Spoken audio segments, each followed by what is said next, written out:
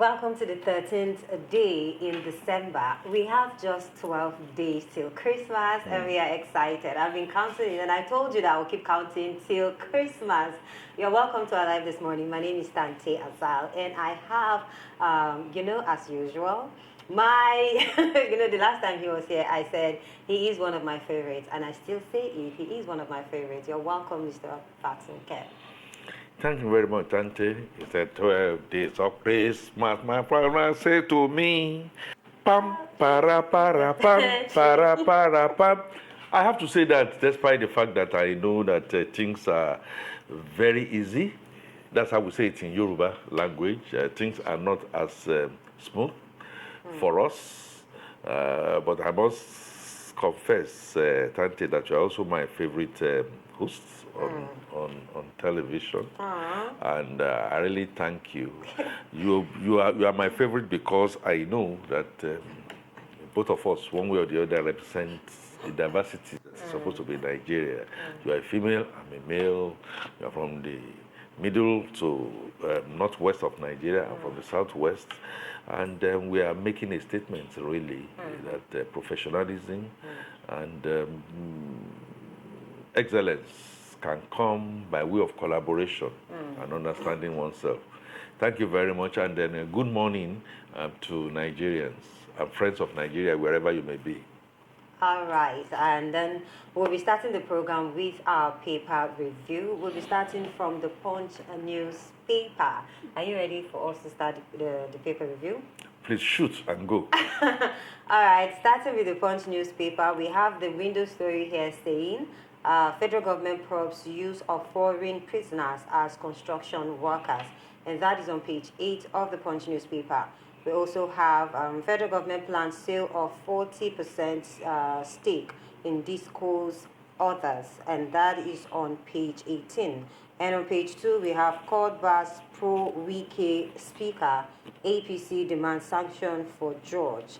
And then the lead story here is on the Ondo crisis. Deputy takes over as Akeredolu returns to Germany for treatment, and that is on page 2 still.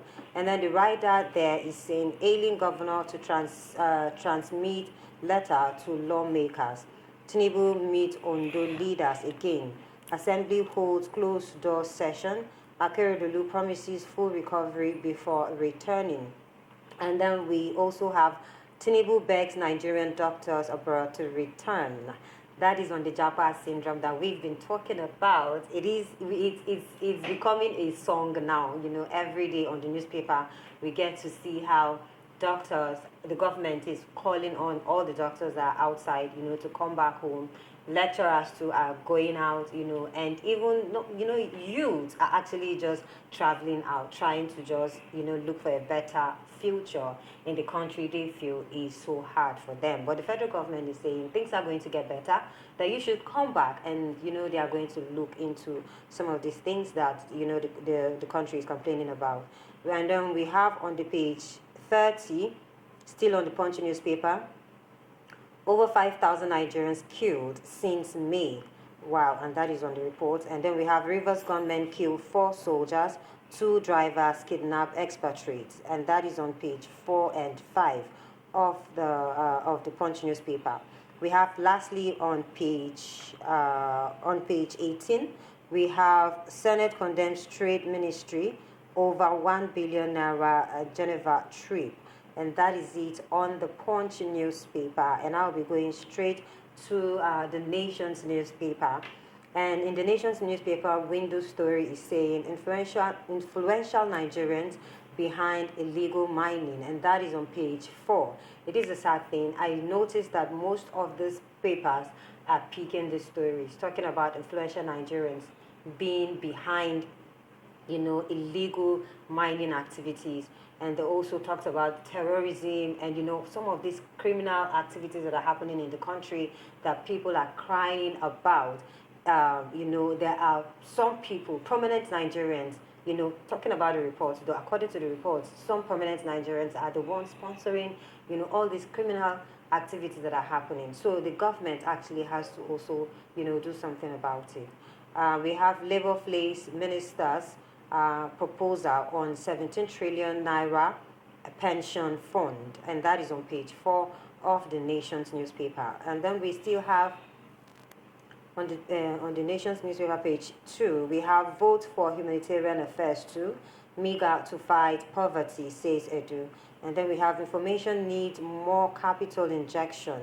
We have reps committee seeks continuous review of PIA to meet global local needs. And then we have Akeredolu transmits power to Lucky, i.e. Datiwa. And then the lead story on the Nation newspaper is talking about electricity crisis. Government to sell of 40% investment in discos. And we have Rivers Assembly now. Rivers Assembly roar deepens. We know all the stories about the Rivers, Rivers politics, but we'll be going deep into the conversation later, even as we go deeper in the program. So we're taking the next newspaper, which is the Guardian newspaper. And the lead story on the Guardian newspaper this morning is talking about counterfeit drugs market booms amid staff shortage and poor funding. And then that is on page 6. That report is coming from NAFDAC. And we have on page 4 on Israeli and Hamas war, still a long way to two-state solution peace. And then we have on page 3 is talking about government to unbundle TCN, considers gas pricing in Naira. And then we also have on page 7 talking about 18 Ocean pupils land in hospitals after eating poisoned oatmeal. And we have also Kwasu converts PMS vehicles to electric engines, and that is on page 9 of the Guardian newspaper. Coming to page 6 of the Guardian newspaper, we can see here federal government backtracks, admits powerful Nigerians behind illegal mining terrorism, just what I just mentioned now. And then we also have Akeredolu transmits power to Aiyedatiwa, begins medical leave, and that is on page 7 of the Guardian newspaper. On page 8, we have Rivers Assembly crisis, court gives his faction to go ahead to resume seating. And lastly, on page 9, we have Army sacks brigade commander over Adamawa police headquarters invasion. And that is all we have on the Guardian newspaper this morning. Insecurity in Nigeria is becoming something that is so alarming these days, and I don't really know what we are going to be doing about insecurity. If the government, just the way, in one of the stories we read, if prominent people in Nigeria are the ones sponsoring insecurity in Nigeria, I don't think insecurity is going to go anywhere, because it has to be that it is benefiting them. That is why they are making it, look that way. And, this government has also said it that most of the things that are happening is just people making it seem that way. It is not like it is supposed to be that way, but people are making efforts to see how they can sabotage the government. Zamfara State right now, some of the communities just fled. I think last night left their homes because of insecurity. Bandits came to the community, shooting rapidly, like they were shooting, on the air, and people had to leave the environment to go somewhere. So we really, really need to do something about insecurity, and then the security of people and then their properties in Nigeria. Going forward, talking about electricity, federal government unveils plan to unbundle TCN into two entities, and that is on page 9, and that is the window story on Vanguard newspaper this morning. And then still on the Vanguard newspaper, we have airlines to compensate passengers for cancelled flight in 2024, and that is coming from the aviation minister, and that is on page 33. On page 12, we have Rivers Assembly crisis, court orders Edison to preside. And then we have on page 9 from Alake, he says powerful Nigerians involved in illegal mining, funding, banditry, and terrorism. And this is, what I was talking about. Nigerians, prominent Nigerians being involved in some of these things, which is totally, totally not acceptable because all of these people are supposed to be our leaders. They are supposed to be the ones protecting us. They are supposed to be the ones to show us the way, but no, it is just all about them. And it's so sad that, I was reading an article from, a chieftain, an APC chieftain from Delta State who says there is no political party in Nigeria that has a common goal.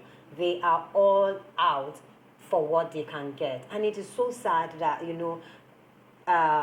politicians are just going into the politics for what they can get and not how they can serve people. And I can remember when we were talking about how politics now is just a thing of, it's no more a profession. It is more like it's a business. It is something that we just want to do it because it is more lucrative than on any other business because of, corruption, so many things that are happening. So we really need to, see politics as something that we can do to better Nigeria instead of seeing politics as something we can do to better only ourselves. What do you think about that? What I think about that is the fact that you just stated it. I think it's only a new fight. A new fight is somebody who is just very simplistic in his or her views, that will not recognize the fact that if there is any area amongst many that we should declare a state of emergency on is on security. We are not secured from our borders. We are not secured by our interactions. We are not secured by the people that have been, constitutionally empowered to secure us. There is no such thing as motivation. And one thing rings through the whole, and it's a big C like this: corruption. Again, when the cat is away, the mice will now come at play.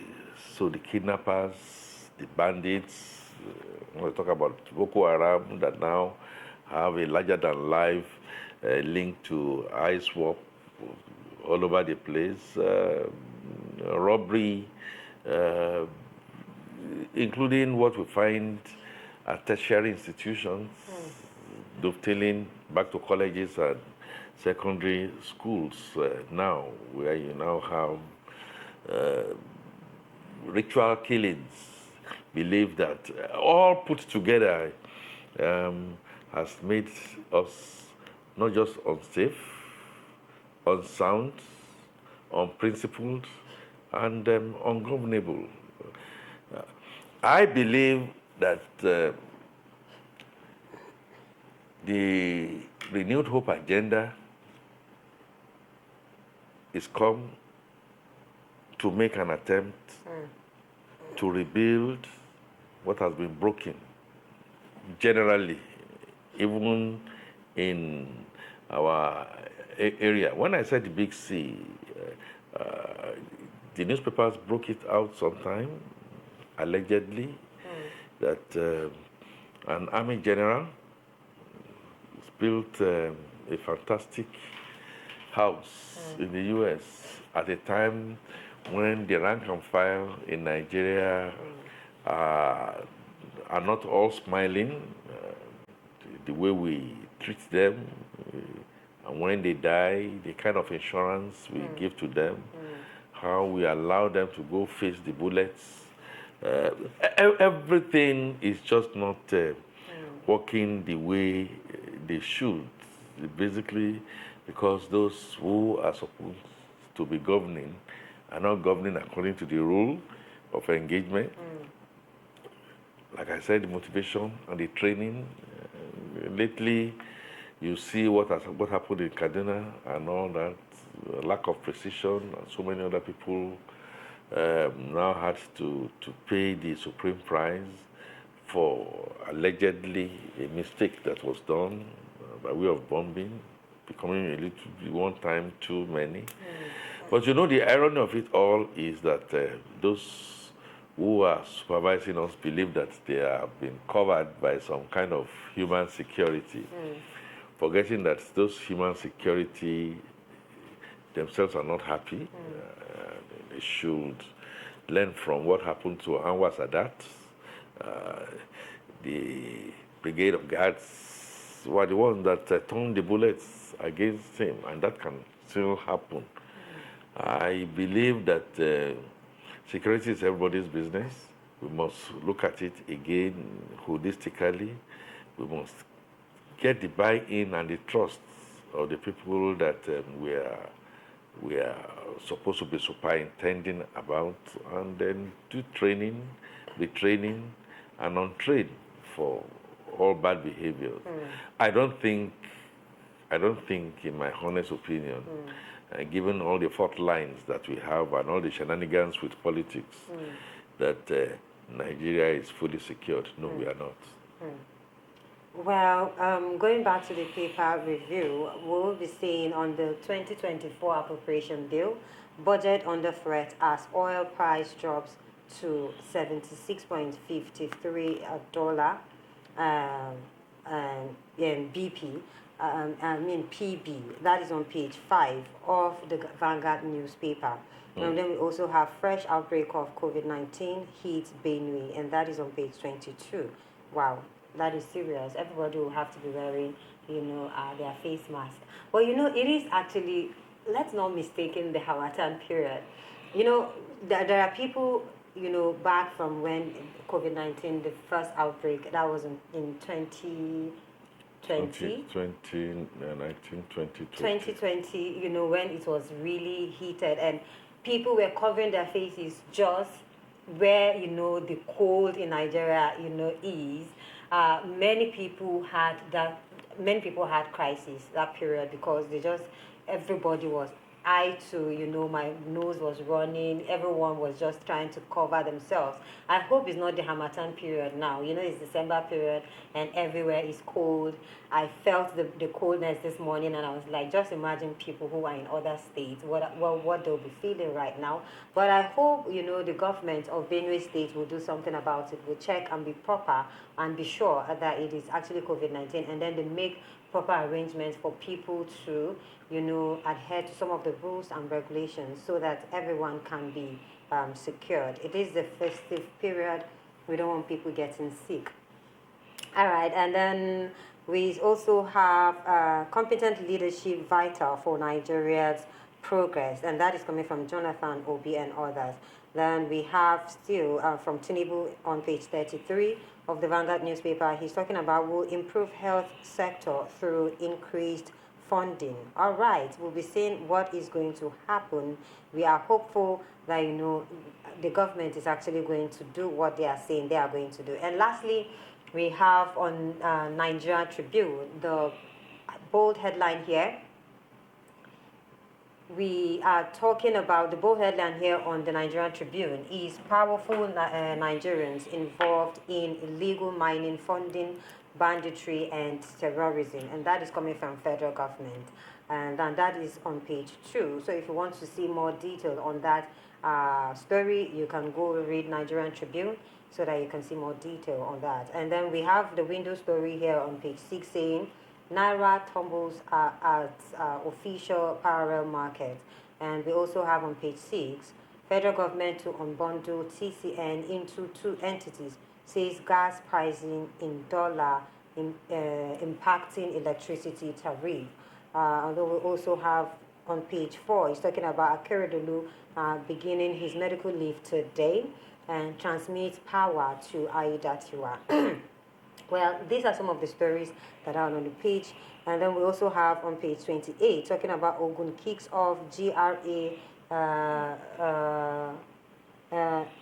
regeneration scheme set to create modern cities in Abeokuta, Ijebu, Ode, others. And then we have on page 10, alleged food poisoned Osun government, orders full investigation. And then we also have on page 29, customs investigating female officer demanding 5,000 naira bribe at Lagos airport. We also have on page 29, talking about gunmen ambush Daiwo, right, convoy, kill 4 soldiers, 2 drivers, abduct 2 Koreans. This is not good for us, talking about insecurity, talking about foreign investment, and we have, some of these Korean people, some foreign people in the country being kidnapped. It is not a good news, so that there are so many things that are happening that shouldn't happen, because we are trying to portray Nigeria in a better light. We are trying to show the country that, this is a country where people are safe. This is the country where foreign people can come and they can be safe. But this is different. Some of the things we are reading on news is just a different thing from what we are hoping that will happen. But in the whole thing is that insecurity has to stop. Banditry has to stop. The last story on the Nigerian Tribune this morning that we have is resume payment of 35,000 naira wage award immediately. TUC asks federal government. Express worry over Nigeria's debt profile. And that is on page 8 of the Nigerian Tribune. And that is all we have on the newspaper review this morning. So, Mr. Fatunke, before we go on a short break, what do you have to say about, talking about foreign investment and having some Koreans being taken away? What do you think will be the impact of such action or such deeds on, the economy of Nigeria?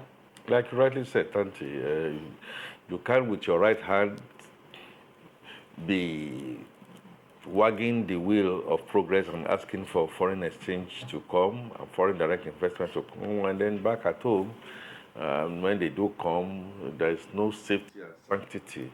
One, of contracts, sanctity of people that come, and then they will be kidnapped and what have you. I am, however, somehow, somewhat encouraged by what Mr. Adili Alaki is beginning to show, that whether they are Koreans, whether they are Philippines, whether they are Chinese, are all over the place doing illegal things. But they can only do those illegal things because Nigerians are the front. They are fronting them and are doing all this wastage of resources and human being.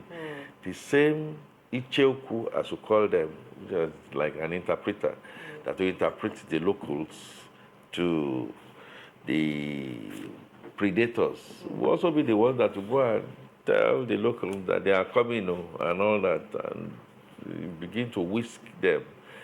Tantita has tried in the Niger Delta, but we also hear that Tantita says there are collaborative arms of security forces to steal our crude and all that. So, what I have to say about this is the fact that there is still a long road to trek, still a long way to go. We must try our possible best to collaborate, and we can only collaborate, and people are going to be offering information if they trust you. Unfortunately, the trust deficit is so wide. Don't forget, right now, we are not producing enough, even with the mono products that we have. If the OPEC quota is 1.7.8, and we're doing 1.2, like one of the headlines that you wrote, and the Platts, that is the cost of crude, is falling. It's falling from $77 per barrel and to $76 per barrel. There is danger in the horizon. When you see such dangers, normally as a driver, what do? To put brake, to slow down and put a brake, decide how to maneuver. And when you see that you cannot maneuver, you run backwards. My expectation is that government at all levels will have to run backwards and look at expenditure heads, especially the ones that have been criticized as not priority, at all levels. Subnationals, federal legislators, buying of cars that at the end of the day is not adding to our value content, rather than look for quantums of money as the Americans did to try and support that industry. They bring in their um, completely knocked down assembly plants that has voted with their legs. So the danger is not just potential and real. The danger is something that we must find the common will to address. The danger must be the fact that our armed forces collaboratively must be made not only to be fit for purpose, but to really ensure at the end of the day that they are highly motivated and to face the battle because we are prepared to support them. And if anything should happen to any of them, members of their family are well taken care of by government. They should not just be taken out like fowls. We still have a lot of work on our hands to do, Tantita. There's absolutely no doubt about that for us to continue to keep safe. Well, I actually agree with you. We still have a lot of work to do, and then we'll come back to the work actually, but we'll have to go on a short break now. And when we come back, we'll go to the next segment, which is a live discuss, where we get to discuss some political stories that are happening in Nigeria. We'll be right back.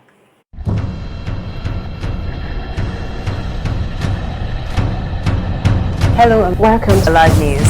The immediate past Minister of Youth and Sports Development Chief Sunday Dare, the federal government of Nigeria has taken punitive action against the secretariat. Nigerians have expressed fear over the possible shutdown of businesses and job losses. See, things are just going higher every day. For a fact that going from here to Ombalin day before was at 300, but now is at the high side of 700, 800. The subsidy costs us trillions of naira yearly. Such as a vast sum of money will have been better spent on public transportation, health care, school, housing, and even national security.